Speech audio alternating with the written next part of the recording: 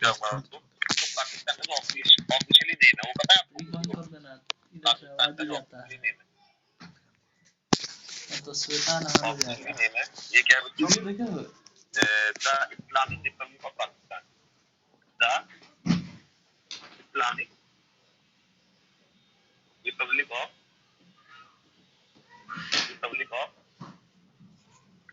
Pakistan. Islamic Republic of Pakistan ये तो officially name है, ठीक है। और बेटा इसको इंडिपेंडेंस कब दी थी? Gain independence get independence in 1947। In 1947 में इंडिपेंडेंट हुआ सर। सबसे पहले तो पाकिस्तान के बारे में थोड़ा सा बेसिक बता दिया है। अब पाकिस्तान के बारे में आपको पता है एक क्वेश्चन ऐसे जीएस का क्वेश्चन है, आपको बताता हूँ। पाकिस्तान और इंडिया को जो एक लाइन अलग करती है उस लाइन का नाम सबको पता होना चाहिए। जो बॉर्डर है पाकिस्तान और इंडिया का उसे रेड क्लिफ लाइन बोलते हैं। क्या बोलते हैं? Red Cliff line. Red Cliff line, ठीक है। ये आप ध्यान रखो, ये क्वेश्चन एमसीक्यू में पूछ लेते हैं कई बार आपसे। तो रेड क्लिफ लाइन में पाकिस्तान और इंडिया को अलग अलग करती है। अब पहले पाकिस्तान के बारे में कुछ आपको बेसिक बात बताता हूँ। सबसे पहले यहाँ बात करेंगे उसके बारे में पॉइंट होंगे, ज्योग्राफी की बात करेंगे। पाकिस्तान की ज्योग्राफी कैसी है? Geography of Pakistan. तो पाकिस्तान कहाँ पे लोकेटेड है? Pakistan is located in south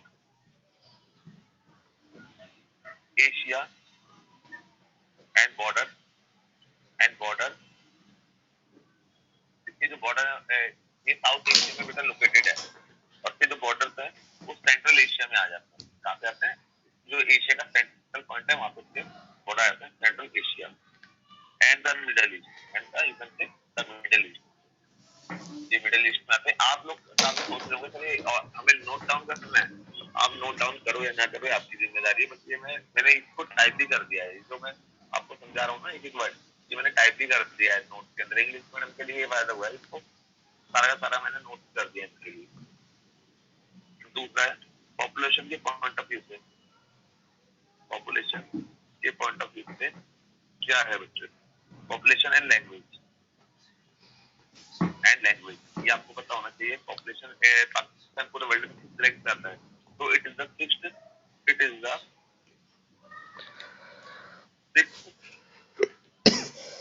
ठीक है। Most popular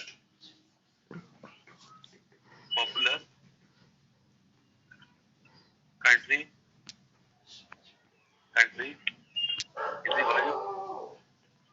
in the world. पूरे वर्ल्ड के अंदर बेटा ये मोस्ट पॉपुलर कंट्री है, मतलब जिसमें सबसे ज्यादा पॉपुलेशन पूरे वर्ल्ड में। तो इसकी बेटा कौन सी रैंक आती है? सिक्स्थ रैंक आती है पाकिस्तान की।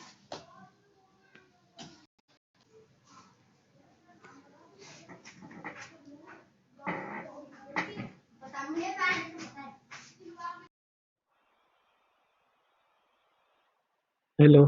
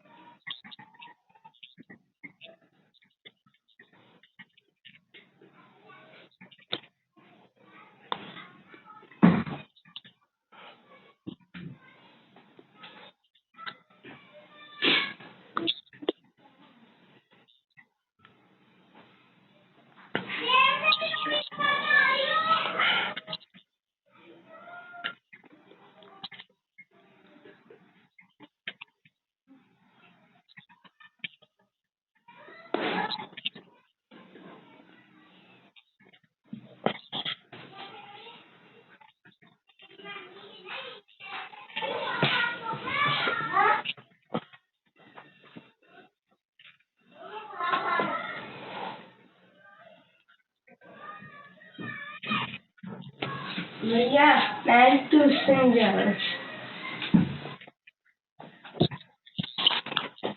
Bye.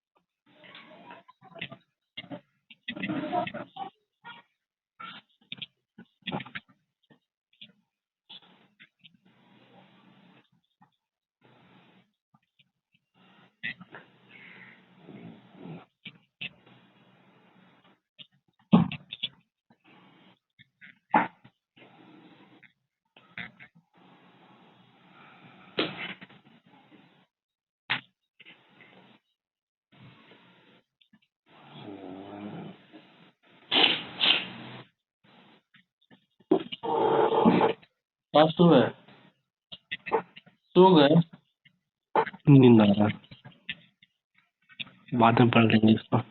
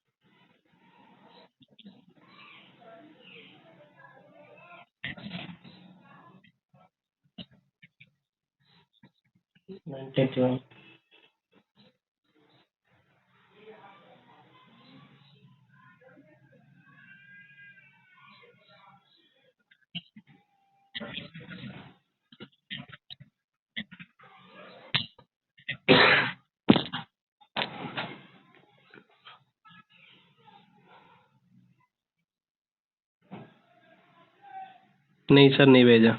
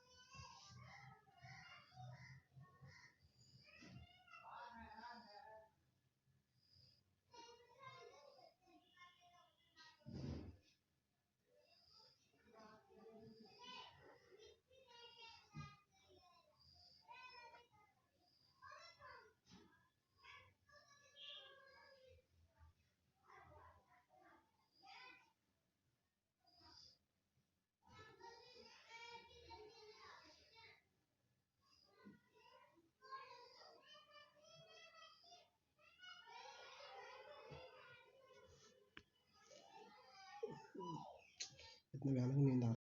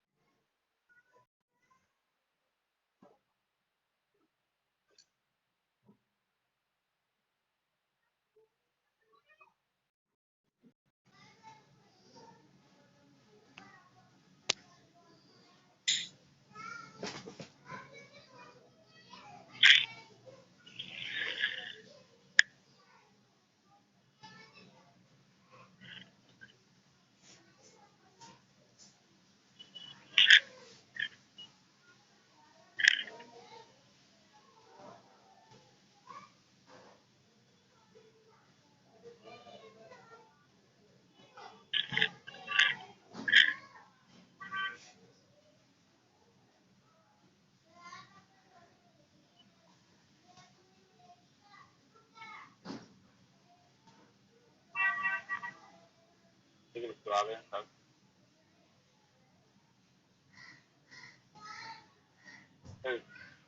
अब मैं डेंसिटी वाला पॉइंट बता रहा था। इससे अब वही सारा अब तैयारी है ठीक। यस सर अब सही आ रही है। देखो डेंसिटी का मतलब मैंने बताया जैसे 1 किलोमीटर के एरिया में कितने लोग रहते हैं तो density obviously density of population of China is lowest वहाँ पे लोएस्ट है पॉपुलेशन मतलब एरिया बहुत बड़ा है ना वहाँ पे तो एरिया बड़ा होने की वजह से वहाँ लोग कम रहते हैं मतलब एक एरिया में यहाँ पे यहाँ की डेंसिटी बहुत ज्यादा है इंडिया के अंदर as compare to India and Pakistan अगर इंडिया और पाकिस्तान से कंपैरिजन करते हैं तो पाकिस्तान जो चाइना की डेंसिटी बहुत लोएस्ट है मतलब अगर वहाँ 100 अगर 1 किलोमीटर के एरिया में एग्जाम्पल तौर पर बताऊँ 1 किलोमीटर में अगर वहाँ इंडिया के अंदर 100 लोग रहते हैं तो वहाँ पे 30 ही लोग रहते हैं मतलब वहाँ की डेंसिटी इसलिए कम मानी जाती है वहाँ पे एरिया बहुत ज्यादा अवेलेबल है एज कम्पेयर टू इंडिया की तो बहुत ज्यादा इतना बड़ा एरिया नहीं है इंडिया का अभी 3.2 है 2 पॉइंट हो रहे हैं ये दो ही 3 है एक टैक्स रेशो होता है एक था टैक्स रेशो क्या होता है कि भाई बोला जाए जैसे 1000 मेल के लिए कितनी फीमेल अवेलेबल होते हैं मतलब कितने फीमेल उनके लिए है 1000 मेल से कंपैरिजन करते हैं फीमेल को तो मेल को कंपैरिजन मतलब फीमेल को कंपैरिजन करते हैं मेल से जैसे इंडिया के अंदर सबसे ज्यादा अच्छा ये बताइए टैक्स रेशो कहाँ का ज्यादा होगा मतलब कहाँ पे फीमेल ज्यादा होंगी इंडिया के अंदर चाइना के अंदर या पाकिस्तान के अंदर पाकिस्तान हाँ तो it is the lowest in India सबसे ज्यादा कम इंडिया में ही है लोएस्ट इन इंडिया इंडिया में बच्चे लोएस्ट है ठीक है विद 929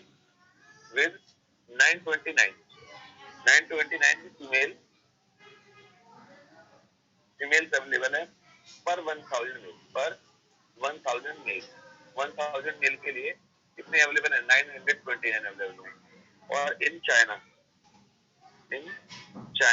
में कितना है पता है चाइना में 941 है देखो इंडिया में 921 है वहाँ पे 941 वुमेन अवेलेबल है ना और क्या कहते हैं आपका पाकिस्तान में सबसे ज्यादा है पाकिस्तान के अंदर शायद 9047 है 9047 है तो सबसे ज्यादा पाकिस्तान में फीमेल अवेलेबल है फोर मेल और एक होता है फर्टिलिटी रेट क्या होती है माना पता है आपको या आपने तो किसी बच्चों को पता हो तो बताइए what is fertility rate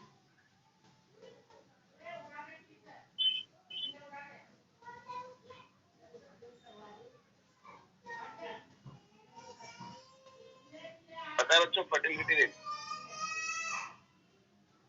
sir ये थोड़ा उससे रिलेटेड है ना इन्फेंट मोर्टेलिटी रेट थोड़ा हाँ मैं बताता हूँ it is the number of rebirth per 1000 women of reproductive of reproductive reproductive age is 15 to 49 years, 15 to 49 years उनकी एज होती है ना, जो देखिए जो फीमेल है पर ईयर मतलब जो फीमेल होती है जिनकी एज 15 से लेकर 49 तक है, it is the number of leave birth, कितने बच्चे हो मतलब कितने बेबी को बर्थ करती है 1000 वुमेन एक साल के अंदर कितने बेबी बर्थ करती है, तो उसको मेजर करते हैं फर्टिलिटी रेट से। ये 1 ईयर के अकॉर्डिंग, और जिनकी एज जो फीमेल होंगी 15 से लेकर 49 ईयर तक उनकी एज होगी जो उनको बर्थ करेगी, ठीक है। तो जो महिलाएं 15 से लेकर 49 ईयर तक की एज की होती है और वो रिप्रोडक्टिव करती हैं, ठीक है, उनका लिखा हुआ है it is the number of the leave birth पर 1000 वुमेन, 1000 वुमेन से कितने बेबी बर्थ होते हैं, तो जिनकी एज कितनी है मतलब उस वुमेन की एज 3 से लेकर 49 तक है। तो ये इंडिया में, पाकिस्तान में और चाइना में, और अब तक चाइना में तो सबसे ज्यादा कहाँ पर होगी बताइए?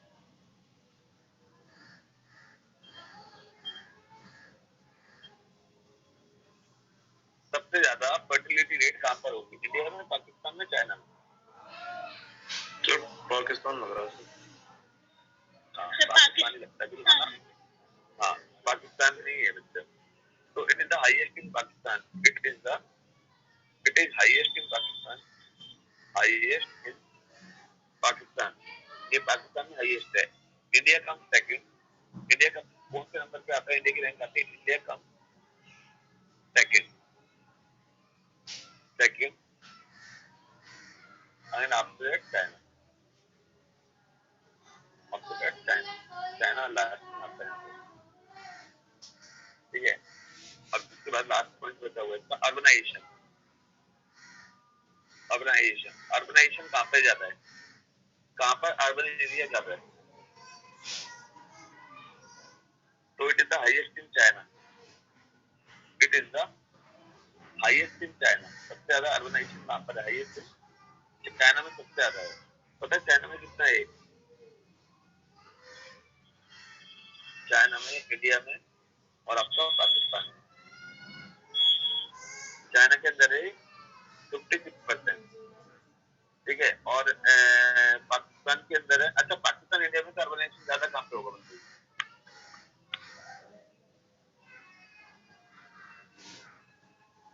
पाकिस्तान में होगा सर। पाकिस्तान में अर्बनाइजेशन ज्यादा है, पता है 39% है, और इंडिया में 33%। इंडिया सबसे पीछे रह गया इसलिए। सर उनका लैंड भी तो कम है फिर पाकिस्तान। हाँ तो वहाँ पे इसलिए अर्बनाइजेशन ज्यादा है, इंडिया के अंदर लैंड ज्यादा है इसलिए यहाँ पे ग्रीन लैंड हो गया, और यहाँ पे अधिकतर ग्रीन एरिया ज्यादा है ना यहाँ पे, और मैक्सिमम पॉपुलेशन एग्रीकल्चर में लगी है। बट वहाँ पर ऐसा कुछ नहीं है, वहाँ पे तो ज्यादा घुसे हुए हैं, जो भी काम है छोटा लैंड है, लगे हुए हैं सब काम में, इतना होता है उनसे। तो वहाँ अर्बनाइजेशन का एरिया ज्यादा है, लेकिन ज्यादा ये इंडिया से ऐसा नहीं बहुत ज्यादा हो, कंपेरिजन अगर करे है तो थोड़ा सा ही ज्यादा है। बच्चों समझ आया आपको डेमोग्राफिक वाला, आपको फर्टिलिटी रेट सेक्टर, ये बेटा इसके डाटा भी आपको डेटा मैंने आपको बताया, थोड़ा बताओ हद हो गई मतलब यार, चलो यार जब कर दो बच्चों को खुशी निखिल, हद होती है मतलब यार, तुम अभी भी देख रहे हो बता रहा फिर भी। अरे देख नहीं रहा है भाई, बंद कर रहा है, चलो नमाज पढ़ना है। दीपक गेट बंद नहीं करना, ठीक गेट नहीं बंद करेंगे उस दिन, भूल के बंद कर बेटा दिया। इसको, ये मैंने भेज हम यहीं पे रहेंगे, बस क्या बोलते हैं, आइएगा तब हम जाएंगे, ठीक है। तो देख काम मस्त बनाए थे मैं, मस्त बनाए। अभी लास्ट 2 इंडिकेटर ये पकड़ेंगे, मतलब इंडिकेटर क्या है, एक शेड्यूल बना दूंगा, इस शेड्यूल का ये है सारा। 2 इंडिकेटर की बात करिए कि 90-80 की, 90-80 और 1990 और 2011 और 15 की। यहाँ कंट्री डाल देते हैं India, China and Pakistan, China and Pakistan. ये शेड्यूल याद कर लोगे, लर्न कर लोगे तो आपको कुछ पढ़ना ही नहीं है क्रिकेट से। इंडिया की ग्रोथ रेट कितनी 5.7% थी, और चाइना की 10.3% थी, और जो पाकिस्तान की 6.7% थी 1980-1990 में। ग्रोथ रेट का मतलब है जीडीपी ग्रोथ रेट, ठीक है, इंडिया की इंक्रीज होकर 6.7 हो गई है, चाइना की कम डिक्रीज होकर 7.9% हो गई है, और आपकी पाकिस्तान का सबसे बुरा हाल हुआ है कि 4% हो गई ग्रोथ रेट। ऐसा क्यों होता है? ऐसा इसलिए हुआ है, थोड़ा रीजन सही है। तो पाकिस्तान पे फॉरेन कंट्रियों की डिपेंडेंस, पाकिस्तान का ने ट्रस्ट खो दिया है सब जगह पे। तो जो ग्रोथ रेट है ना, देखो इंडिया की बढ़ी है और इन दोनों की कम हो गई है। क्यों हुआ? इसका रीजन क्या है? भाई चाइना के कोई भी कंट्री 2 डेकेड की ग्रोथ रेट को मेंटेन नहीं कर सकता लॉन्ग टर्म तक। पाकिस्तान ने फिर भी 2 डेकेड तक अपनी ग्रोथ रेट को मेंटेन किया था। 20 ईयर तक उसकी ग्रोथ रेट 10% के आसपास रही थी। लेकिन पाकिस्तान का तो ऑब्वियसली गिरना है, क्योंकि पाकिस्तान के टेररिज्म हो गया, पॉलिटिकल इंस्टेबिलिटी, जिसकी वजह से वहाँ पे ग्रोथ रेट जितनी होनी चाहिए उसकी ग्रोथ रेट नहीं है। जैसे ये लिखा भी हुआ है आपको, ये बॉक्स है ना जो मैंने शेड्यूल बना रखा था आपके सामने, इसको आप लोग सब बना लेना। देखिए ये बात है। देखिए ग्रोथ इंडिकेटर देखिए आपको एक इतना सा दिख रहा होगा, छोटा सा लिखा हुआ, इनको बुलेट में लिख लेना बच्चों आप लोग। ये वाला पॉइंट ना बुलेट में, ये जो मैंने अभी आपके स्क्रीन पर वो बनाया था ना अभी व्हाइट बोर्ड पे जो बॉक्स बनाया था उसको बना लो। फिर during 1980-1990 China having growth rate 10.3 which fail 7.9 during 2011-15। पहला बुलेट पे हो जाएगा। सेकंड बुलेट होगा पाकिस्तान का। पाकिस्तान ग्रोथ रेट वाज 6.3 इन 1980 और 1990 which drastically fell to 4% during 2014-15 due to reform process and political instability। भाई पाकिस्तान के अंदर रिफॉर्म प्रोसेस क्या हुआ, फेल हो गई थी, और पॉलिटिकल इंस्टेबिलिटी, मतलब वहाँ जो पॉलिटिकल इशू ना बहुत ज्यादा रहते हैं वहाँ पे, मतलब ट्रस्ट नहीं करता पाकिस्तान के ऊपर कोई, तो वहाँ पॉलिटिकल इशू ज्यादा रहते हैं, कुछ ना कुछ वहाँ पे चेंजेस होते रहते हैं, वो भी डेमोक्रेटिक कंट्री है ना, तो जिसकी वजह से वहाँ पॉलिटिकल इंस्टेबिलिटी की वजह से ग्रोथ रेट डाउन हो गई है। And India was the bottom just 5.7 growth rate during 1980-1990 which recorded much increase to 6.7 during 2011-15। मतलब इंडिया की जो ग्रोथ रेट हुई है बहुत थोड़ी बड़ी है, मतलब 1% ग्रोथ रेट हुई है, तो वो 5.7 से कितनी हो गई? 6.7। बच्चे क्लियर हुआ आपको? विक्की आप लेट आए हो यार, समझोगा। तो ये वाला पहले तो आप बॉक्स बना लेंगे, ठीक है, ये जो आपके सामने बना हुआ है ना, ये सर्कल बना लेंगे। देन उसके बाद वो जो लिखे हुए हैं ना उन पॉइंटों को आप बुलेट में लिखना है। पहले जो पाकिस्तान की उसमें चाइना की बताया हुआ है, फिर उसके बाद पाकिस्तान का बताया हुआ है, लास्ट इंडिया का बताया हुआ है, तो तीनों को बुलेट में आप कर दो। आज इतने करेंगे यार, मुझे भी थोड़ा कुछ काम है, और यहाँ तक का बच्चों आप लोग सब बच्चे कर लेंगे, ठीक है, और नेक्स्ट क्लास में मेरे चैप्टर खत्म करके रिवीजन शुरू करवाऊंगे। और रिवीजन भी मैंने ऐसे करिए दिखाता हूँ मैं थोड़ा सा आपको, ये इंग्लिश मीडियम वालों के लिए स्पेशली है, इसलिए मैं आपको दिखा रहा हूँ। मैंने आप लोगों के लिए ना ऐसा कुछ करा है, देखो हर चैप्टर की ऐसी ये शीटें तैयार करी है।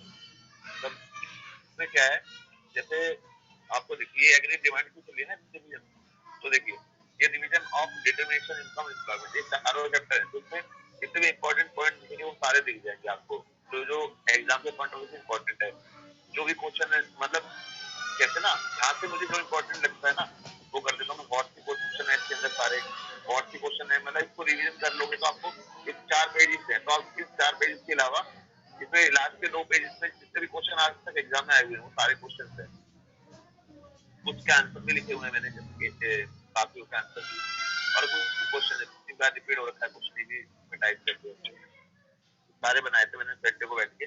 ऐसी हर यूनिट की मैंने वो बना दी है, मतलब जैसे क्वेश्चन है सारे आपको नहीं असली वाला दर्द तो ये ना मादर चो। हर चैप्टर की आपको मैं दूंगा, एक फोल्डर बना लेना आप लोग भी, तो ये मेरे से लेके चले आया करना, जैसे मैं आपको पढ़ा दूंगा ना ऑनलाइन में, मान लो ये करते हैं हम ऑनलाइन में पीडीएफ नहीं भेजे करूंगा, पीडीएफ तो मेरी इधर उधर पहुंचने से हो जाएगी, ये पीडीएफ में किसी को नहीं दूंगा, ये मैं आपको सब बच्चों को, ये आपको मैं इसकी वही दूंगा, फिजिकल कॉपी ही दूंगा, जिससे कि आप लोग इसको पढ़ सकें, क्योंकि पीडीएफ में नोट भी नहीं कर पाते काफी बच्चे, तो ये सब बच्चों को एक फोल्डर बनाना, और एक इंडियन इको का और फोल्डर दूंगा मैं आपको, वो आप इसे इंस्टीट्यूट पे आके लेके आना, या जो दूर रहता है बच्चा वो पीडीएफ में बहुत ही रेयर केस में, पहले दूर का कोई स्टूडेंट है नहीं, सब आसपास ही है, ठीक है बच्चों। सर कब दोगे सर आपने? बच्चों ये ना जब रिवीजन शुरू करूंगा जब दूंगा, ओके सर, ठीक है, चलिए नेक्स्ट क्लास में मिलता हूँ, बाय।